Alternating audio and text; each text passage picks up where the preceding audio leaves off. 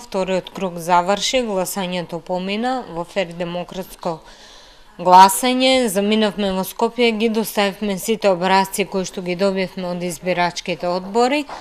Така да сега велиме за приговори. Приговорите се поднесуваат до Државна изборна комисија, додека рокот за да се поднесат приговорите за постапката на сумирање и утврдување на резултати истекува во среда во 2 часа. Че денеска е вторник, утре сабајле во 2 часа веќе истекуваат рокот за поднесување приговори, доколку има Државна изборна комисија е должна во рокот 48 часа по приемот да ги разгледува и да достави одлука врз основ на тие приговори. Останатото може да се поднесе веќе против приговорот тужба до управен суд во рокот 24 часа.